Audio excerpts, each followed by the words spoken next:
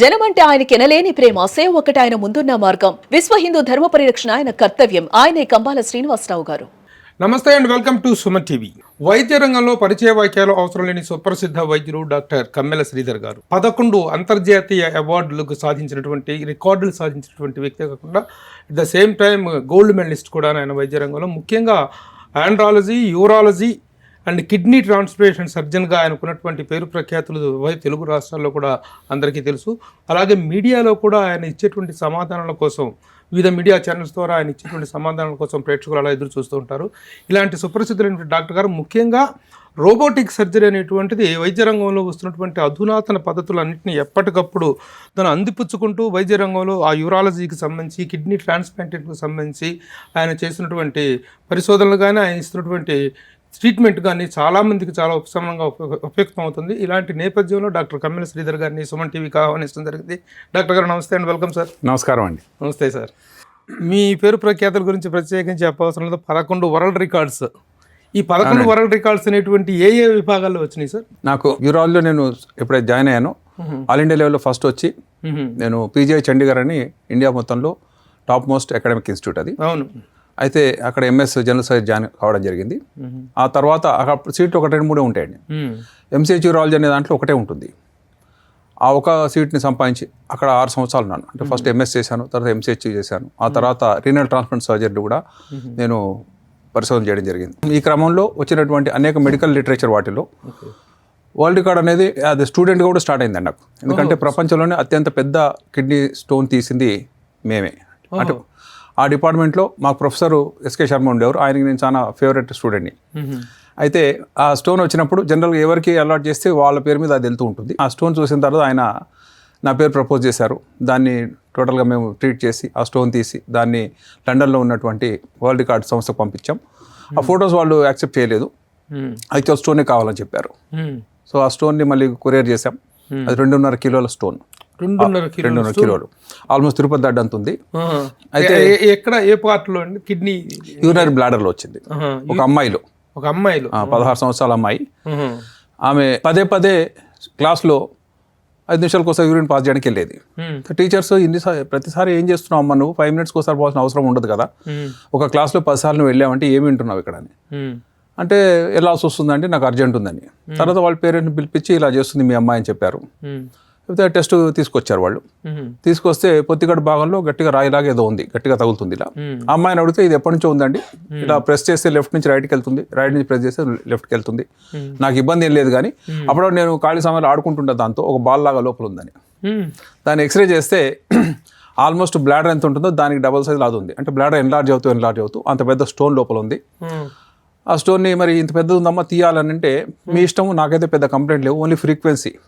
Normal urinary బ్లాడర్లో capacity 500 ml ఉంటుంది.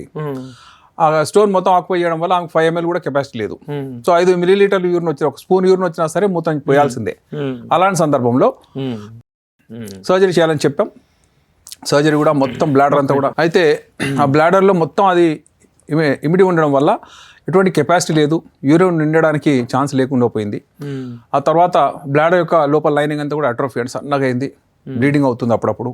So తీయాలని చెప్పాం. తీయడానికి పోతే ఒక డెలివరీ చేస్తున్నప్పుడు హెడ్ బయటకు ఎలా వస్తుంది, వచ్చినప్పుడు అది రాకపోతే ఫోర్సెప్స్ వేస్తాం మనం. ఫోర్సెప్ డెలివరీ మీకు తెలిసి ఉంటుంది. రెండు వైపులా చెవుల దగ్గర ఇట్లా ఫోర్సెప్స్ వేసి బిడ్డను మెల్లగా జాగ్రత్తగా లాగుతాం, మెడకి ఏమి ఇంజరీ కాకుండా. ఒక ఆర్క్ లాగా మెల్లగా తీసుకొని హెడ్ డెలివరీ అయితే మిగతా పార్ట్ ఈజీగా వచ్చేస్తుంది. సో ఫోర్సెప్స్ డెలివరీ అంటారు దాన్ని. ఎక్కడ తల్లులు అబ్స్ట్రక్ట్ అయిపోయి సిజేరియన్ చేసే అవకాశం లేదు, ట్రాన్స్పోర్ట్ చేసే అవకాశం లేదు, అక్కడే ఫోర్సెప్స్ వేసేటువంటి టెక్నాలజీ అందుబాటులో ఉంది. ఆ ఫోర్సెప్స్ వేయాల్సి వచ్చింది, ఎందుకంటే ప్లేస్ లేదు అక్కడ. మొత్తం బ్లాడర్ వాల్కి అతుక్కుపోయింది. జాగ్రత్తగా స్పూన్తో దాన్ని మెల్లగా సెపరేట్ చేసుకుంటూ ఫోర్సెప్ డెలివరీ చేసినట్టు ఆ స్టోన్ తీసాం. తీసిన తర్వాత మేము ఇంటాక్ట్గా లండన్కి పంపించాం. ఇది ఏంటి పంపించారు వీళ్ళు అని చెప్పి దాన్ని కోసారు. కోసి చూస్తే అందులో ఒక చిన్న సూచర్ మెటీరియల్ ఉంది, ఒక కుట్టు మెటీరియల్ ఉంది. ఇదేంటో, ఎందుకు వచ్చింది ఏంటి అని తర్వాత మళ్ళీ హిస్టరీ అడిగారు. ఈ అమ్మాయికి పుట్టినప్పుడు బ్లాడర్ ఓపెన్గా ఉంది, కంప్లీట్గా క్లోజ్ కాలేదు, కాబట్టి అప్పటిదప్పుడే వాళ్ళు సర్జరీ చేయించారు. చిన్నతనంలో పుట్టినప్పుడే చేయించారు. చేయించినప్పుడు వాడిన సూచర్ మెటీరియల్లో ఒకటి డిజాల్వ్ కాకుండా ఉండిపోయింది. అది స్టోన్కి ఒక కోర్గా నైటస్గా ఉండిపోయింది. దాని మీద layer by layer future material అంటే కుట్లేసేటువంటి దారం దారం జనరల్ మేము వేసినవి కరిగిపోయి కరగాలి. కరగకుండా ఏదైనా ఉండిపోయింది అనుకోండి, అది మూత్రం ఉన్నటువంటి సాల్ట్స్తో మెల్లమెల్లగా కంబైన్ అయ్యి ఒక స్టోన్ లాగా తయారు చుట్టుకొని అలా తయారు. సంవత్సరానికి ఒక లేయర్ అవుతుంది అంటారు. 16 సంవత్సరాలు 16 లేయర్స్ కనబడ్డాయి ఆమెకి. లామినేటెడ్ స్టోన్ అంటాం. సో ప్రతి ఇయర్ది ఇక్కడ కనబడుతుంది. వాళ్ళు కట్ చేసి వాళ్ళు చెప్పారు, ఎందుకంటే కట్ చేసి వాళ్ళు రికార్డ్ ఇవ్వరేమో అని మేము అనుకున్నాం. కట్ చేసి ఇలా సూచర్ వచ్చింది, పంపిన దాన్ని అనలైజ్ చేసి అది కిడ్నీ, అది యూరినరీ స్టోనే కాబట్టి ఇది ప్రపంచంలో అంతకుముందు ఉన్న స్టోన్స్ హార్డ్లీ అన్ని కూడా 800-900 గ్రామ్సే ఉన్నాయి. 2.5 కిలోలు అనేటప్పటికీ వాళ్ళు షాక్ తిన్నారు. మేము బ్లఫ్ చేస్తున్నాం కూడా అనుకుని ఉండొచ్చు. కానీ ఇండియాలో ఉండేటువంటి స్టోన్స్ చాలా పెద్దవిగా ఉంటాయి. ఫారిన్ కంట్రీ, నేను అమెరికాలో పనిచేసినప్పుడు 3 మిల్లీమీటర్లు 5 మిల్లీమీటర్ వరకు సర్జరీ చేసేవాళ్ళు. ఇక్కడ 5 మిల్లీమీటర్లు కాదండి, 12 మిల్లీమీటర్లు వచ్చినా సరే జనరల్ చేయించుకోరు. గైడ్ లైన్స్ ప్రకారం 8 మిల్లీమీటర్ కంటే చిన్నగా ఉంటే సర్జరీ చేయక్కర్లే, స్వతగా పడిపోయే అవకాశం ఉంటుంది. కానీ అమెరికాలో వాటిలో ఏంటంటే స్టోన్ వస్తే తీసేయాలి, ఎందుకంటే 8 mm స్టోన్ మనం ఎక్కడ చూస్తాం, వచ్చింది కదా పేషెంట్కి ఎట్లా ఇన్సూరెన్స్ ఉంది కదా చేస్తుండేవాళ్ళు. మన దగ్గర ఏంటంటే 10 మిల్లీమీటర్ అట్లా. ఆ విధంగా విద్యార్థి దశలోనే ఫస్ట్ రికార్డ్ వచ్చింది. ఫస్ట్ రికార్డ్ ఆ తర్వాత అలా వస్తూ అనేక రకాలు. ఒకటి యూరినరీ డైవర్ట్ లో ఉంటుంది. యూరినరీ ప్యాసేజ్ అయితే ఉందో ఆ ప్యాసేజ్ జనరల్ స్ట్రైట్ లైన్ లో ఉంటుంది. మూత్రం పోస్తే దారగా వస్తుంది. కానీ దాని కింద చిన్న పౌచ్ లాగా, ఎలాగైతే ఇప్పుడు ఆవు ఉంది అనుకో, ఆవుకి మెడ కింద చిన్న స్కిన్ ఒకటి ఉంటుంది పెద్దది, అలా పొడుగ్గా ఉండి వేలాడుతుంటుంది. అలా దాన్ని డైవర్ట్లో అంటాం మేము. మూత్రనాళం కింద అలా వేలాడుతున్నటువంటి ఒక పెద్ద సంచిలాగా ఉంది. మూత్రం పోస్తే ఇది ఉబ్బుతుంది. ఉబ్బిన తర్వాత దాని మూత్రం పోసేసినా సరే అది యూరిన్తో నిండి ఉంటుంది. ఆ వ్యక్తి దాన్ని ప్రెస్ చేసుకొని ఖాళీ చేసుకుంటున్నాడు. ఇదేంది ఇట్లా ఉంది? అతను 52 years పర్సన్ అండి. అతను వైవాహిక జీవితంలో కూడా అతను కలవకపోతే యూరిన్ జెట్స్గా పడుతుంది. అందరికి ఇబ్బందిగానే అనిపి వైఫ్ కూడా కంప్లైంట్ చేస్తుంది. దాన్ని యూరిథ్రల్ డైవర్ట్లో అంటాం. ఆ డైవర్ట్లో అనేది ఆల్మోస్ట్ 8 centimeter డైవర్ట్లో మేము తీసాం. పెద్దదిగా ఇంత కెపాసిటీ ఉంది దానికి. అందులో దాన్ని రిపేర్ చేసి మళ్ళీ పోస్ట్ ఆపరేట్ అయ్యింది, ప్రీ ఆపరేట్ రెండు చూపించిన తర్వాత అంతవరకు ఉన్న డైవర్ట్లో కేవలం 4 centimeter వరకు ఉండేది. ఇది దాని 8.5 centimeter దీనికి ఉంది. ఆ మెజర్మెంట్ కానీ దాని బయాప్సీ అంతా చూసుకొని అది ఒకటి ఇచ్చారు. ఆ తర్వాత నేను ప్రాక్టీస్కి వచ్చిన తర్వాత కూడా అనేక రకాల కొత్త విషయాలు చూసాం. నేను ఈ విధంగా మీరు చేసినటువంటి డిఫరెంట్ ఆపరేషన్స్ లో వచ్చినటువంటి వాటికి స్టోన్స్ కారణంగా, వాటి పరిణామం కారణంగా, వాటి వాల్యూమ్, వాటి పరిణామం కారణంగా వచ్చిన రికార్డ్స్ అన్ని. అవునండి. మాకు డాక్యుమెంటేషన్ అనేది మాకు చండీగఢ్లో ప్రెజెంటేషను, కమ్యూనికేషను, డాక్యుమెంటేషన్ ఇవి చాలా ఇంపార్టెంట్. ఇవి లేనిది ఏ కెరీర్ కూడా ముందుకెళ్ళదు. మీరు చేసామని చెప్పిన నంబర్ అదంతా మీరు రికార్డ్ చేసి డాక్యుమెంట్ చేస్తేనే అప్పుడు అథెంటిక్ గా ఇది ఉంటుంది. వాళ్ళు అనేక క్వశ్చన్లు వేస్తారు, అంత ఈజీగా ఒప్పుకోరు. అనేక క్వరీస్ తర్వాత అవన్నీ సాటిస్ఫాక్టరీ ఆన్సర్ ఇస్తే అక్కడ జ్యూరీ ఉంటుంది. ఆ జ్యూరీ వాళ్ళు ఒప్పుకుంటే తప్ప అది రికార్డ్కి ఎక్కదు. దీనికంటూ ప్రత్యేకంగా ఇప్పుడు గిన్నిస్ బుక్ ఉంటుందండి, దీనికంటూ ఒక సెపరేట్ ఇది ఉంటుందా? మెడికల్ డిపార్ట్మెంట్ కి ఇలాంటి రికార్డ్స్ చేసిన ఉంటాయి. ఎందుకంటే ఇప్పుడు ఎవరండి చేసేది? అది టీం మనకు తెలియదండి. వాళ్ళు మనం సబ్మిట్ చేయటం ఆన్లైన్లో, వాళ్ళు ఎవరో మనకు తెలియదు, వాళ్ళు ఇన్ఫ్లుయెన్స్ చేయడం కుదరదు, వాళ్ళ పేర్లు చెయ్యరు. రిజెక్ట్ అయితే రిజెక్ట్ అయిందని రాసేస్తారు కొన్నిసార్లు. ఎందుకు రిజెక్ట్ అయింది రీజన్స్ చెప్తారు. ఇవి సాటిస్ఫై చేయండి, చేస్తే మళ్ళీ మళ్ళీ రివ్యూ చేస్తాం. మెజారిటీ ఆఫ్ టైమ్స్ మనం కరెక్ట్ రాస్తాం. మనం బ్లఫ్ చేసి రికార్డ్ ఎక్కడ సంపాదించాలి. ఎవరికి మీరు పంపించేది ఎవరికి పంపిస్తారండి? వాళ్ళకి ఆన్లైన్ ఉందండి. World records UK, United Kingdom అని ఒకటి ఉంటుంది. వరల్డ్ రికార్డ్స్ యునైటెడ్ కింగ్డమ్ వాళ్ళు యాక్సెప్ట్ చేస్తారు. దాంట్లో వెళ్ళిన తర్వాత ఫస్ట్ రిసీట్ అని ఉంటుంది. తర్వాత ఎగ్జామ్ 6 months ఉంటుంది. 6 months లో అందరు జ్యూరీలకి వెళ్తాయి. వాళ్ళు స్టడీ చేస్తారు, లిటరేచర్ చదువుతారు. ఫస్ట్ మనం ఏం క్లెయిమ్ చేస్తున్నామో లిటరేచర్లో ఏముందని వాళ్ళందరూ మళ్ళీ మీటింగ్లో మాట్లాడుకొని is it worth giving a record for him, is it genuinely correct or not. తర్వాత ఇంకొక 3 months అబ్జెక్షన్స్ ఇవ్వడానికి పీరియడ్ ఇస్తారు.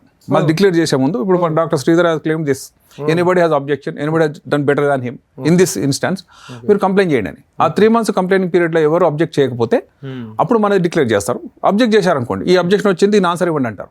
అలా అనేక సార్లు ఫేస్ చేశాం మేము. సమ్ టైమ్స్ మాకు 6 months లో రావాల్సింది 1.5 years పట్టింది. ఎందుకంటే వాళ్ళ టైం లాగ్ ఉంటుంది, వాళ్ళకు కూడా అనేక అబ్జెక్షన్స్ ఉంటాయి. ఈ విధంగా డిఫరెంట్ అకేషన్స్ లో మీరు చేసినటువంటి వీటికి తీసినటువంటి స్టోన్స్ కి సంబంధించినటువంటి రికార్డ్స్ పంపిస్తే 11 రికార్డ్స్, 11 వరల్డ్ రికార్డ్స్. అవునండి, వండర్ఫుల్ సార్. అలాగే స్టూడెంట్ గానే గోల్డ్ మెడలిస్ట్. నేను గాంధీ మెడికల్ కాలేజ్ చదువుకున్నా అండి. మాకు 13 subjects ఉంటాయి MBBS లో. అందులో 8 gold medals వచ్చినాయి నాకు. మిగతా 5లో రాలేదు, ఎందుకంటే అందులో గోల్డ్ మెడల్ లేదు. ఆ సబ్జెక్టులో అన్నిటికీ ఉండదు. ఇప్పుడు అనాటమిక్ ఉంటుంది, పెద్ద సబ్జెక్ట్. బయోకెమిస్ట్రీ ఉండదు. అట్లా మెల్లమెల్లగా వెళ్తూ ఉస్మానియా యూనివర్సిటీలో 3 కాలేజీలు ఉండేవి అప్పుడు. Osmania medical college, Gandhi medical college, Kakatiya కూడా కలిసి ఉండేది. ఈ మూడింటికి కలిసి ఉన్న స్టూడెంట్స్ ఎంతమంది అంటే ఒక 600 మంది దాకా ఉంటారు. 600 మందిలో ఫస్ట్ వస్తే గోల్డ్ మెడల్. మా కాలేజీలో వస్తే కాదు. ఎస్, వాళ్ళందరినీ కలిపిన తర్వాత వచ్చి టోటల్ వస్తేనే గోల్డ్ మెడల్. అట్లా వచ్చింది. ఆ విధంగా బెస్ట్ అవుట్ గోయింగ్ స్టూడెంట్గా వచ్చాను. చండీగఢ్లో ఏంటంటే ఎంబీబీఎస్ కెరియర్లో మంచి మార్క్స్ వచ్చిన వాళ్ళకి కొంత వెయిటేజ్ ఉంటుంది. అలా ఇప్పుడు చండీగఢ్లో ఎంట్రన్స్ రాయాలంటే మినిమం క్రైటీరియా ఏంటి అంటే వాళ్ళు కట్ ఆఫ్ మార్క్ పెడతారు. వీళ్ళకి కనీసం ఇన్ని మార్కులు వచ్చి ఉండాలి, ఇన్ని గోల్డ్ మెడల్స్ వచ్చి ఉండాలి, ఇంత పర్సెంటేజ్ రావాలి. జస్ట్ స్క్రేప్ త్రూ పాస్ అవుతారు కొంతమంది, 51% వచ్చి. వాళ్ళకి ఎలిజిబిలిటీ లేదు. ఎందుకు లేదంటే వీళ్ళు ఆల్రెడీ సరిగ్గా పర్ఫార్మెన్స్ లేదు, వీళ్ళు గోల్డ్ మెడల్స్తో పోటీ పడలేరు. కాబట్టి ఉన్నటువంటి మేము కంప్లీట్ చేసిన వాళ్ళు ఒక సీటుకి 1500 మంది పోటీ పడ్డారు. అందులో ఆల్మోస్ట్ 1200 మెంబర్స్ గోల్డ్ మెడలిస్ట్లే. కల్కటా నుంచి, చెన్నై నుంచి, కర్ణాటక నుంచి అట్లా.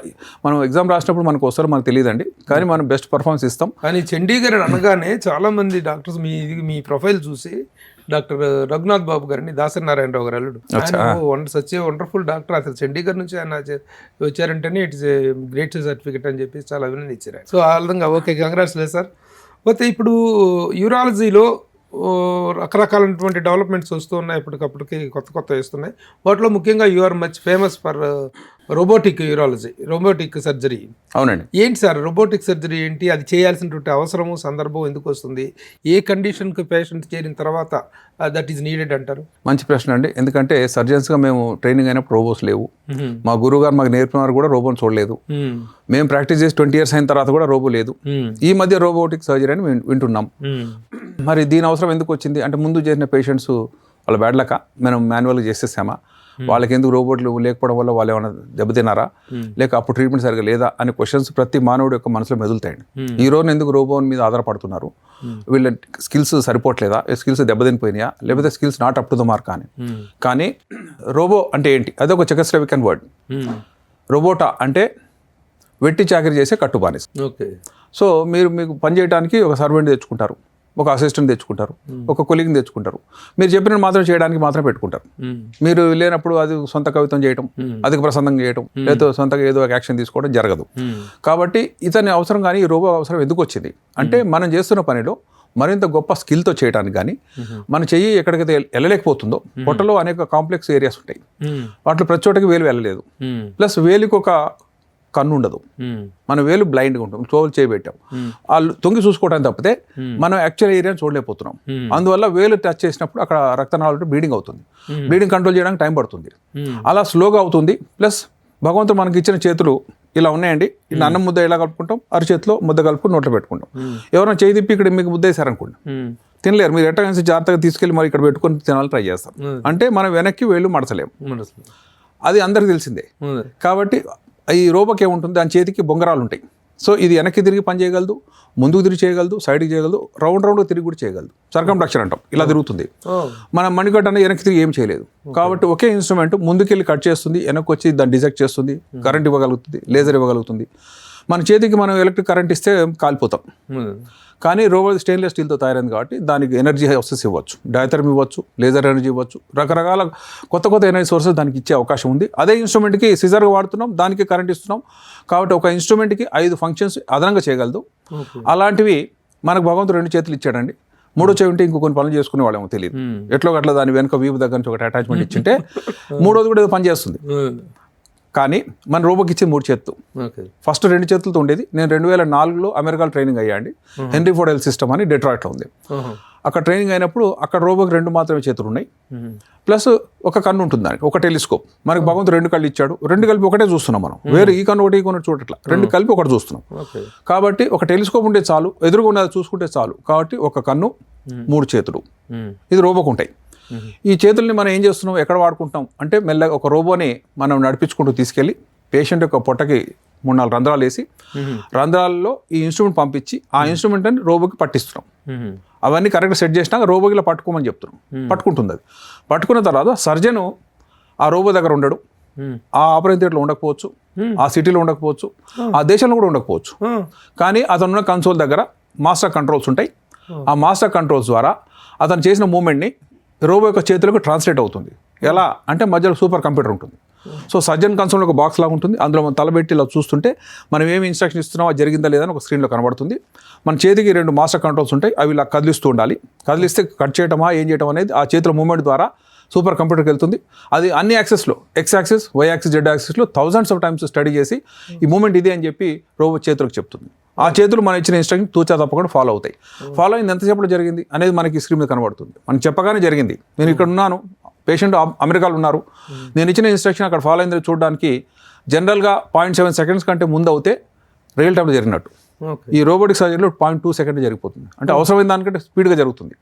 ట్రాన్స్ అట్లాంటిక్ వేసినటువంటి ఇంటర్నెట్ కేబుల్స్ ద్వారా చాలా పెద్ద పెద్ద కేబుల్స్ వేస్తే ఇన్స్టంటేనియస్గా మూవ్మెంట్ జరుగుతున్నాయి. కాబట్టి మనం చేస్తున్న ఇన్స్ట్రక్షన్ ఎక్కడ ఆగకుండా జరిగింది చూడకుండా టక టక టక చేసుకుంటూ వెళ్ళిపోవచ్చు.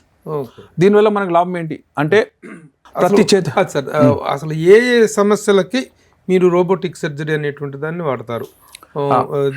వాట్ ఆర్ ద కాంప్లికేషన్స్ అని మీ దగ్గరకు వచ్చినప్పుడు మీరు ఇది ప్రిఫర్ చేస్తారు? జనరల్ రోబోటిక్ సర్జరీ అనేది పురుషులు ఉండే ప్రాస్టేట్ క్యాన్సర్కి ఎక్కువగా వాడుతున్నాం.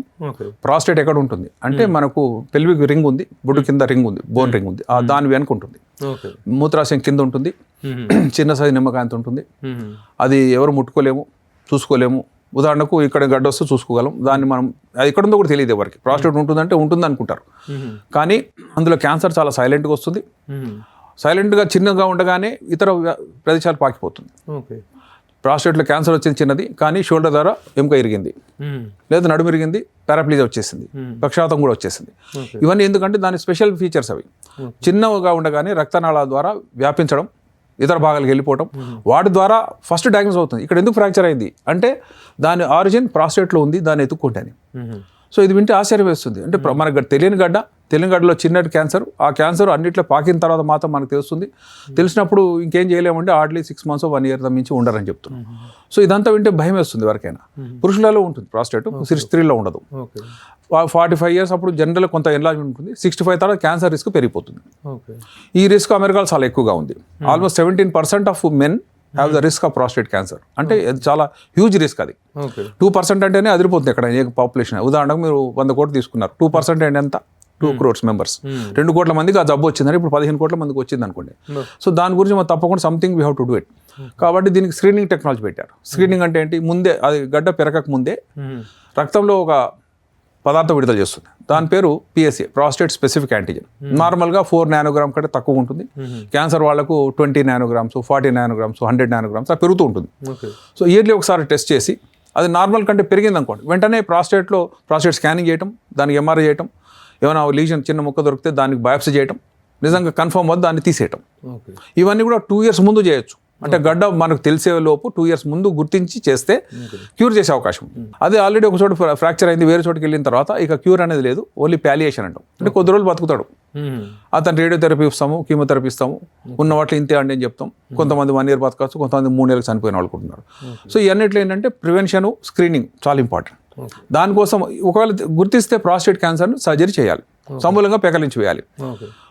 పైననేమో బ్లాడర్ ఉంది, కింద మూత్రనాళం ఉంది, మధ్యలో ప్రాస్టేట్ ఉంది.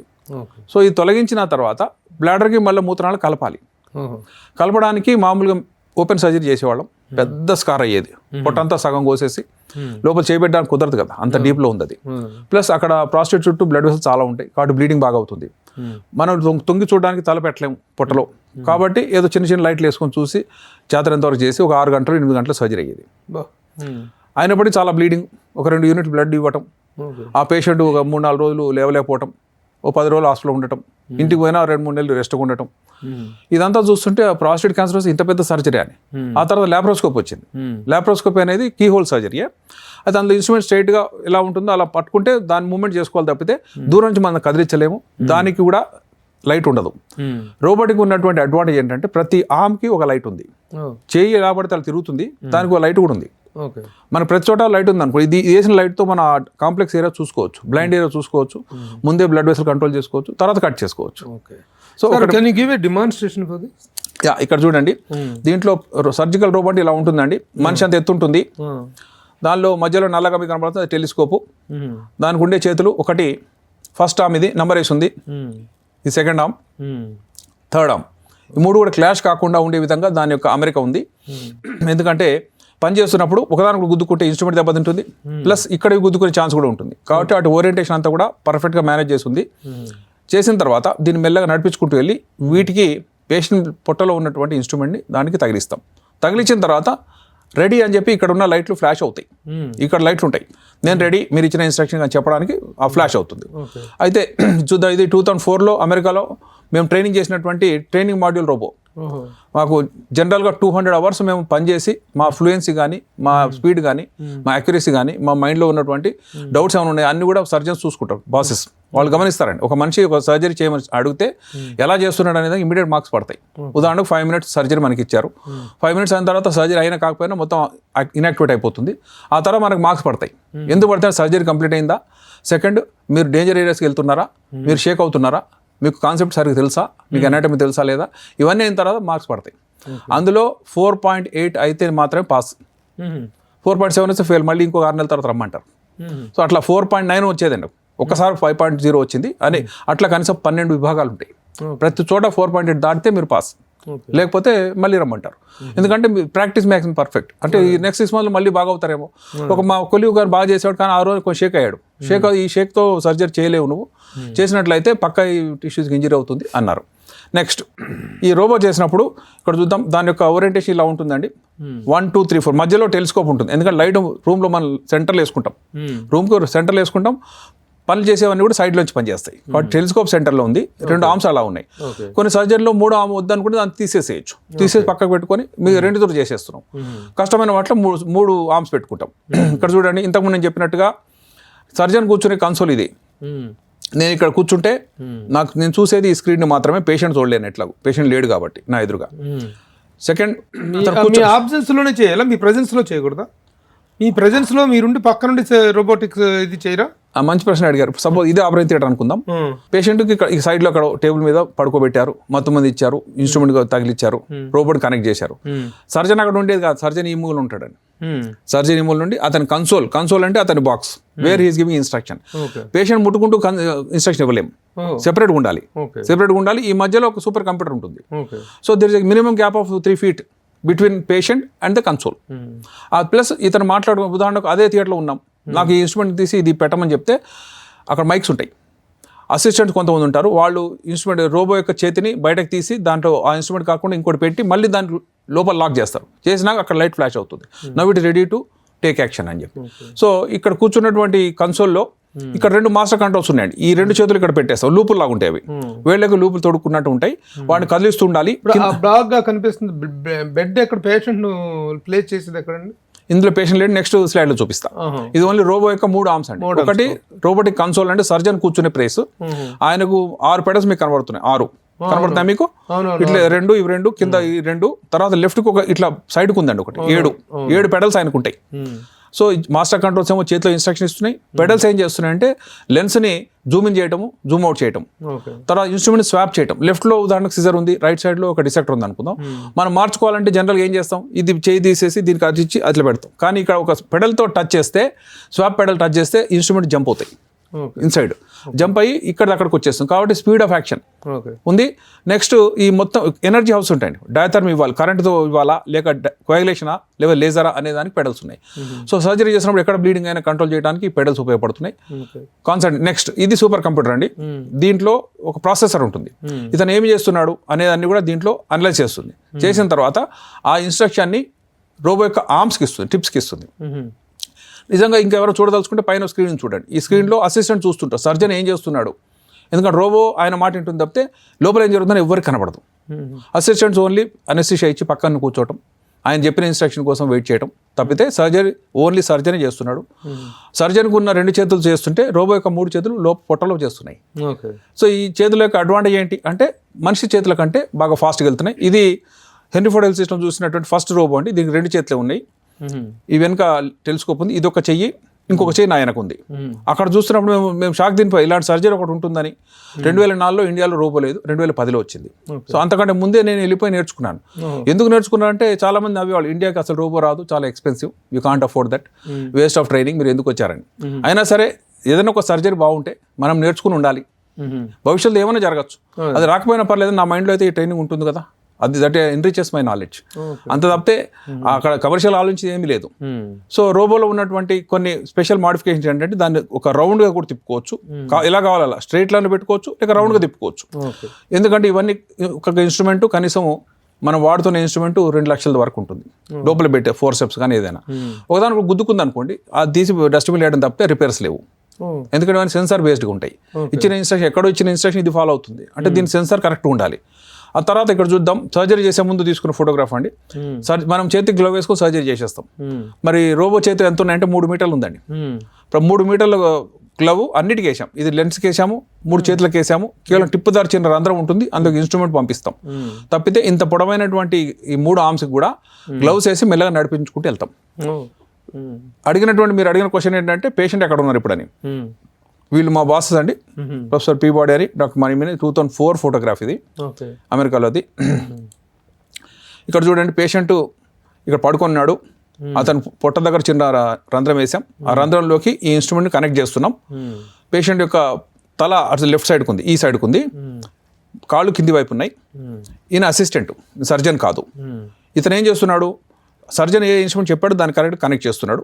కనెక్ట్ చేసిన తర్వాత ఈ పేషెంట్ అనస్థీషియాలో ఉన్నాడు కాబట్టి అతను ఇలా ఉంటుంది. పేషెంట్ ఉన్నది అదే ఆపరేషన్ థియేటర్లో ఉన్నారనుకుందాం. జనరల్గా మేము ఆపరేషన్ చేస్తే ఆ థియేటర్లో ఉండేవాడు కాదండి పేషెంట్. మాకేం చెప్పేవాళ్ళు, 32 థియేటర్లు ఉండేవి. నేను 16 థియేటర్లు మీరు ఉన్నారండి, మీ పేషెంట్ 32 థియేటర్ ఉన్నాడు, మీకు పేషెంట్ కనబడు, కానీ మీరు సర్జరీ చేయొచ్చు, కంట్రోల్ ఇచ్చేసామని చెప్పేవాళ్ళు మాకు. అట్లా సెంట్రల్ ఆర్గనైజేషన్ ఉంటుంది అది. సో మనకు 32లో ఉన్నటువంటి ఆపరేషన్ థియేటర్లో పేషెంట్కి మనం సర్జరీ చేస్తున్నాం, మీ కంట్రోల్ ఇక్కడ ఉంది అన్నప్పుడు కంప్లీట్ అయిన మనం అన్ని చూసుకోవచ్చు అండి. ఏమేమి ఇచ్చారు, ఏమేమి ఇన్స్ట్రుమెంట్ పెట్టారు అన్ని కనబడుతుంటాయి స్క్రీన్ మీద. ఇది టెలిస్కోప్, బొడ్డు దగ్గర టెలిస్కోప్ ఎందుకు వేస్తాం అంటే రూమ్లో పైనుంచి లైట్ పడితే మొత్తము ఇల్యూమినేట్ అవుతుంది. సైడ్లో వేసుకున్నాం అనుకోండి ఇంకో మూల కనబడదు. కాబట్టి ఇది టెలిస్కోపే. బొడ్డు దగ్గర టెలిస్కోప్ వేస్తాం, పెద్దది వేస్తాం, ఎందుకంటే పెద్ద లైట్ కావాలి. ఇది ఒక రోబోటిక్ ఆర్మ్, ఇందులో లెఫ్ట్ ఒకటి, రైట్ ఒకటి, ఇక్కడ ఇంకా 2 కనబడుతున్నాయి మీకు.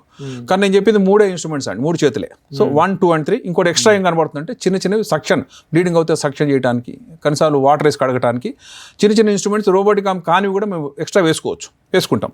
ఇలా వేసిన తర్వాత రోబోని నడిపించుకుంటూ వచ్చి వీటికి కనెక్ట్ చేస్తాం. కనెక్ట్ చేసినప్పుడు 1, 2 and 3 ఇటు కనెక్ట్ చేసినాక నెక్స్ట్ అవన్నీ కరెక్ట్గా ఫ్లాష్ అవ్వాలి. ఇవన్నీ కనెక్ట్ చేసే అసిస్టెంట్స్ మేము ఆ టైంలో బయట టీ తాగుతుంటే ఏం చేస్తున్నాం, అన్ని కనెక్ట్ అయింది సార్ అని చెప్తే అప్పుడు మేము లోపలికి వెళ్తాం థియేటర్లో. ఇక్కడ చూడండి, నేను సర్జరీ చేస్తున్నప్పుడు ఫోటోగ్రాఫ్ ఇది. నేను గ్లవ్ వేసుకోలేదు, ఇది నా కన్సోల్. దీంట్లో తల పెడితేనే ఇది యాక్టివేట్ అవుతుంది, తల బయటికి తీస్తే ఇన్యాక్టివేట్ అవుతుంది. ఎందుకంటే మనం చూస్తున్నప్పుడు సర్జరీ చేయాలి, చూడనప్పుడు అసలు చేయకూడదు. ఇది dangerous to patient. Master controls అని ఇక్కడ ఉన్నాయండి. ఇక్కడ ఒక మాస్టర్ కంట్రోల్ ఉంది, ఇక్కడ చూడండి 1, 2 మాస్టర్ కంట్రోల్స్ ఉన్నాయి. ఇక్కడ ఒక బోర్డులా కనబడుతుంది మీకు, దాంట్లో అనేక అడ్జస్ట్మెంట్స్ ఉంటాయి. అంటే కన్సోల్ యొక్క తలని ఉంచాలా, లెఫ్ట్ తీసుకోవాలా, రైట్ తీసుకోవాలా. కింద మీకు ఎల్లో కలర్ కనబడుతుంది, పెడల్. అది ఎల్లో కలర్ అంటే కటింగ్ కరెంట్ అంటాం, బ్లూ కలర్ అంటే కోయాగులేషన్ అంటాం. సో ఈ మొత్తం కన్సోల్ దగ్గర ఉన్న తర్వాత ఎక్కడ కూడా పేషెంట్ ముట్టుకోవడం కానీ పేషెంట్ యొక్క పొట్టలు చూడడం కానీ ఉండదు, ఓన్లీ ఇందులో చూసుకోవటమే. కరెక్ట్ జరిగింది. ఇంకో విషయం ఇక్కడ చూడండి, మీరు అడిగిన క్వశ్చన్లో ఇది ఆపరేషన్ థియేటర్ అనుకుందాం. సర్జన్ ఇక్కడ కూర్చున్నాడు కన్సోల్లో, రోబో ఇక్కడ ఉంది, దాని 3 చేతులు ఇక్కడ కనెక్ట్ చేశారు, పేషెంట్ ఇక్కడ మధ్యలో ఉన్నారు. సో ఈయన ఇచ్చిన ఇన్స్ట్రక్షన్లో కంప్లీట్గా ఇక్కడ ఫాలో అవుతుందా లేదా అనేది ఆయన స్క్రీన్ మీద కనబడుతూ ఉంటుంది. అసలు ఎట్టి పరిస్థితుల్లో అది వేరే ఇన్స్ట్రక్షన్ చేయదు. మనం ఏం చెప్పదు, అది కూడా ఖాళీగా ఉంటుంది. కరెంట్ పోయింది అనుకోండి, కరెంట్ పోతే 9 hours బ్యాకప్ ఇచ్చారు దానికి. సో ఎట్టి ఫ్లాష్ కావటము, మధ్యలో ఫ్లిక్కర్ కావటము అలా ఉండదు, స్మూత్గా వెళ్ళిపోతుంది. అమెరికాలో పేషెంట్ ఉన్నా, మన ఇక్కడ ఆపరేషన్ చేస్తున్నా ఎట్టి పరిస్థితుల్లో ఫ్లక్చుయేషన్ రాదండి. అంత గొప్ప టెక్నాలజీ దీంట్లో ఉంది. ఆ తర్వాత చూద్దాం, ఈ రోబో చేతులు ఇవి 1, 2, 3, ఇక్కడ మధ్యలో నల్లది టెలిస్కోప్. ఇలా పెట్టిన తర్వాత స్క్రీన్ ఇక్కడ చూడండి, ఇది అసిస్టెంట్ చూసుకోవాలి. మేము ఎలా నేర్చుకున్నాం అంటే ఈ స్క్రీన్ చూసి నేర్చుకున్నాం. స్టార్టింగ్ నుంచి కూర్చొని స్టెప్స్ రాసుకుంటుండేవాళ్ళు, ఇది ఇక్కడ ఇలా చేశారు, దీన్ని ఇలా చేశారని చెప్పి. ఆ చేస్తున్న క్రమంలో క్వశ్చన్లు అడుగుతారండి, నువ్వు ఏం నేర్చుకున్నావు దీంట్లో అని. ఈ స్టెప్లో ఇంకేం చేయబోతున్నావు, సర్జన్ ఏం చేయబోతున్నాడు. ఇక్కడ 1, 2, 3, 4 కొత్త వచ్చిన రోబో మోడల్స్ అన్ని కూడా లైన్ నెంబర్ ఉన్నాయి. తర్వాత ఇప్పుడు ఈ మధ్య ఏం చేశారంటే ఒకే రోబోకి 3 చేతులని మీరు చెప్పా, ఇప్పుడు అట్లా కాకుండా చేతులు విడగొట్టేశారు. ఒక చెయ్యి విడిగా ఉంటుంది, ఇంకో చెయ్యి ఇంకో విడిగా ఉంటుంది. ఎప్పుడు కావాలంటే అప్పుడు ఆ చిన్న బిట్టు తెచ్చి అక్కడ పెట్టుకోవచ్చు. తద్వారా ఇక్కడ చూడండి, ఇండివిజువల్ ఆర్మ్ ఇది. ఇలా పెట్టుకున్న తర్వాత సర్జన్ ఒకసారి సర్జరీ జరుగుతుంది, ఇలా కనబడుతుంది. పేషెంట్ తల లెఫ్ట్ సైడ్ ఉంది, కాళ్ళు ఇటు ఉన్నాయి, రోబో కనెక్ట్ అయిపోయింది, మొత్తం గ్లౌస్ వేసి ఉంది. ఇక్కడ అసిస్టెంట్ కానీ కూర్చున్నాడు, ఎందుకంటే ఆయన స్క్రీన్ మీద చూస్తున్నాడు. చూసి సర్జన్ ఏమైనా ఇన్స్ట్రక్షన్ చెప్తే అది ఫాలో అవ్వడానికి ఉన్నాడు. సర్జరీ అయిపోతే ఆ పోర్ట్స్ తీసేసి రోబోని మెల్లగా నడిపించుకుంటూ బయటకు వెళ్ళడానికి ఉన్నాడు, తప్పితే ఆయన సర్జరీ చేయలేడు. తర్వాత మన చేతుల గురించి చెప్తా ఇక్కడ చూడండి, మన అరచేతులు ఇలా ఉన్నాయి, కానీ రోబోకి ఉన్న డిస్క్ ద్వారా 360 degrees మూవ్మెంట్ ఎలా కావాలో అట్లా మూవ్మెంట్ కావచ్చు. టిప్స్ చాలా ఫైన్, మన టిప్ ఎలా ఉంది చూడండి, మన ఫింగర్స్ దీని టిప్స్ ఫైన్ టిప్ ఉంటుంది కాబట్టి చిన్న చిన్న ఏరియాస్కి వెళ్ళొచ్చు. స్టెయిన్లెస్ స్టీల్ కాబట్టి ఎనర్జీ తీసుకుంటుంది. ప్లస్ ఈ బొంగరాలు ఎన్ని చోట్ల ఉన్నాయి అంటే మన చేతిలో ఎన్ని ఫింగర్ ని జాయింట్స్ అన్ని బొంగరాలు ఉన్నాయండి. సో టోటల్గా మీరు గమనిస్తే మనం చేసే మూవ్మెంట్ని ఆల్మోస్ట్ 15% టైంలో చేసేయచ్చు. సో 6 గంటల సర్జరీని 1.5 hour అంతా కంప్లీట్ చేస్తున్నాం. ప్రతి చోట ఒక డిస్క్ ఉంది, ప్రతి ఆర్మ్ దగ్గర, ప్రతి ఫింగర్ దగ్గర మూవ్మెంట్ చేయొచ్చండి. మీరు అనుకున్నారు ఓన్లీ ఇక్కడ రిస్ట్ చేస్తారేమో, అలా కాదు, ప్రతి ఫింగర్ టిప్ ప్రతి డిజిట్ దగ్గర చేసుకోవచ్చు. ఓకే, వెరీ గుడ్ సార్, చాలా బాగుంది ఇది, ఈ డిమాన్స్ట్రేషన్ చాలా బాగుంది. అయితే ఇప్పుడు దీన్ని ఇక్కడ మీరు ఎస్టాబ్లిష్ చేసుకుంది ఎప్పుడు, ఎంతకాలం అయింది మీ దగ్గర, ఎక్కడ చేస్తారు? 2010 నుంచి అండి. 10,000 ఎక్కడ చేస్తున్నారు మీ క్లినిక్స్? కిమ్స్ లో చేస్తాండి.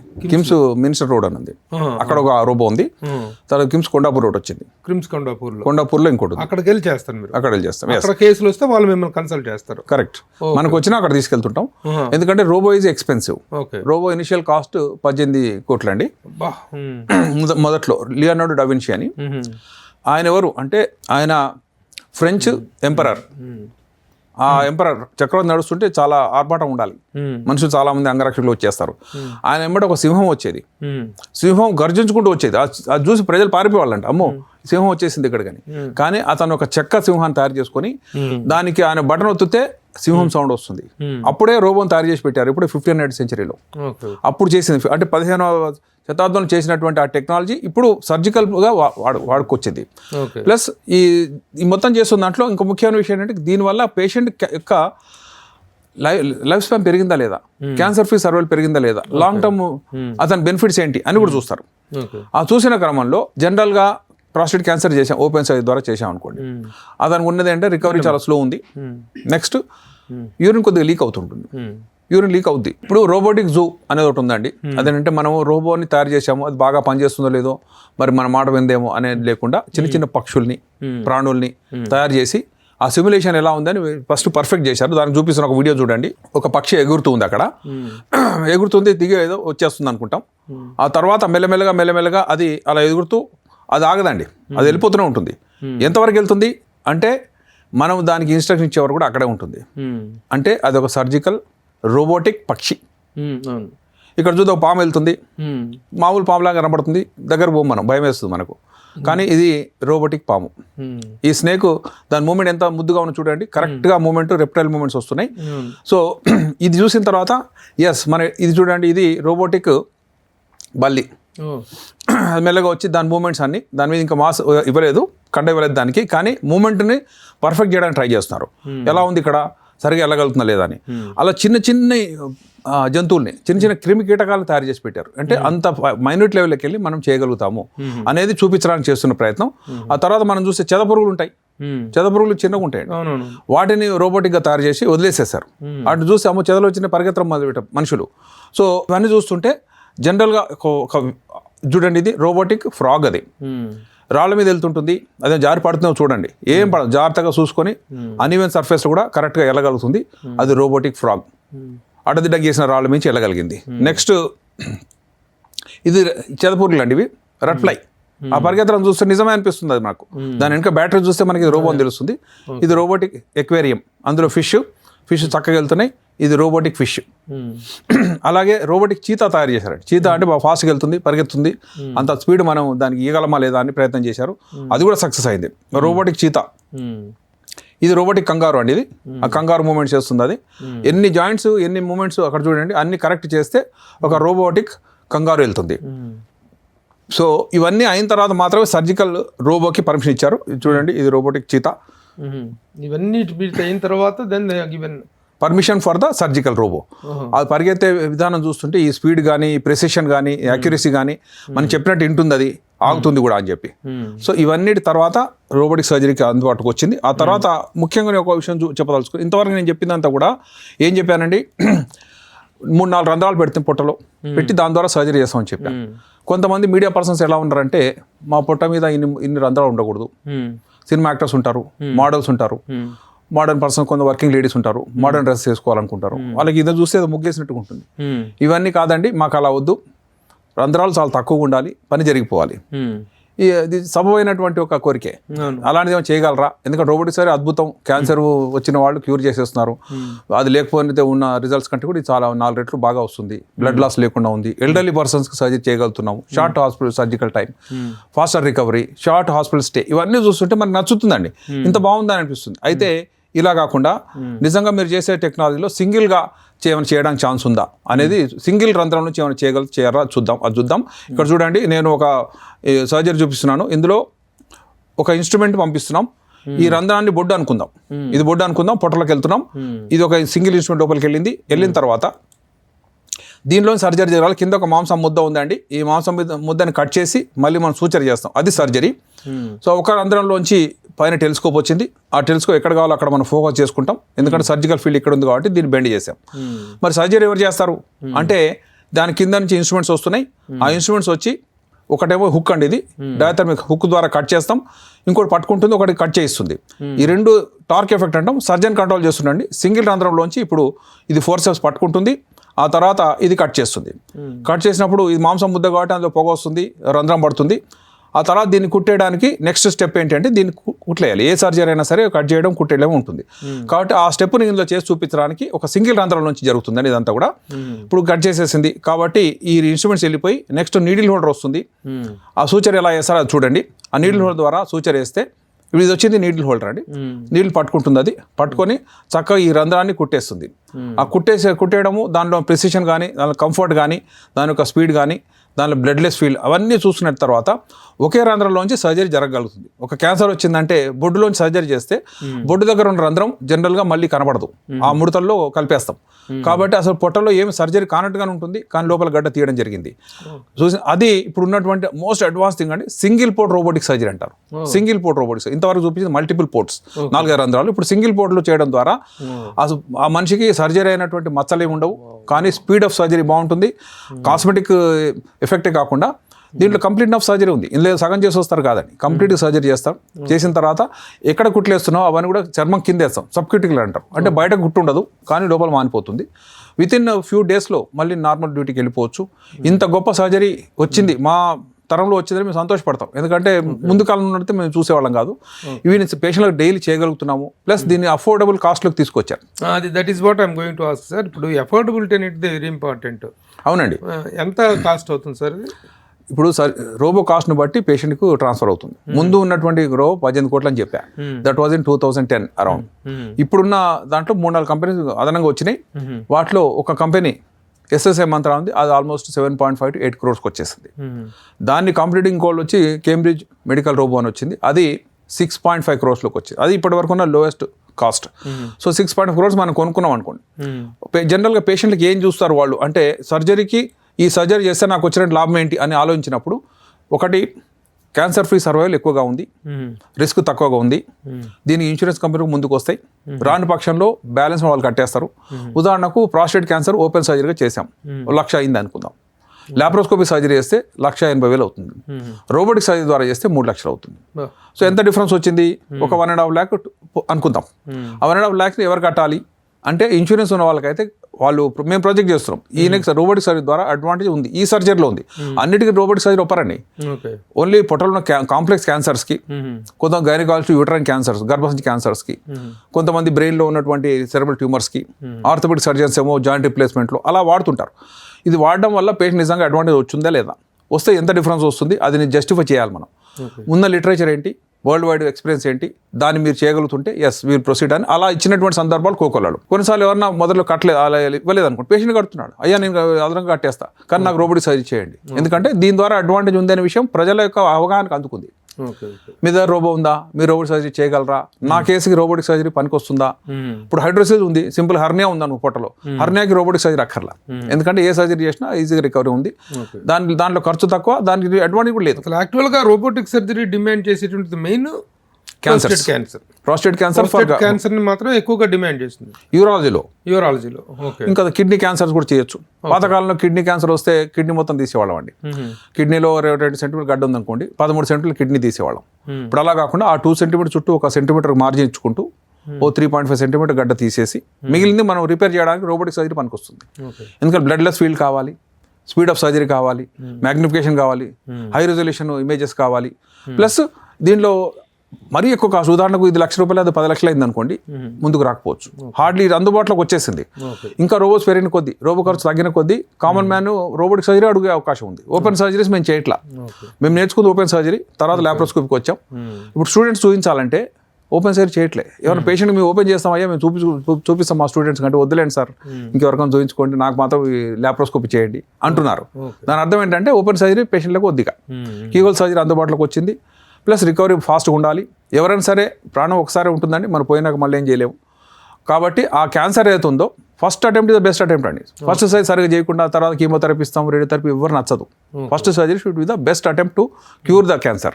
ఆ తర్వాత ఏమైనా అడుగుబడుగు మిగిలితే దానికి ఏమైనా ఒప్పుకుంటారు. కానీ ఫస్ట్ ఇదే సరిగ్గా చేయకుండా ఫస్ట్ నేను ఓపెన్ సర్జరీ చేస్తాను తర్వాత చూసుకుందాం అంటే పేషెంట్ ఒప్పట్లేదు. పేషెంట్ కూడా తెలివి, వాళ్ళకి కూడా అన్ని నాలెడ్జ్ వచ్చిందండి. ప్లస్ అమెరికాలో ఏం జరుగుతుందో ఇక్కడ జరుగుతుంది. ముందు అమెరికాకి పరిగెత్తిపోయేవాళ్ళు, అంటే ఇప్పటికి కూడా వీఐపీలు వెళ్తుండొచ్చు నాకు తెలియదు. కానీ కన్సల్ట్ చేయాలి అంటే ఇప్పుడు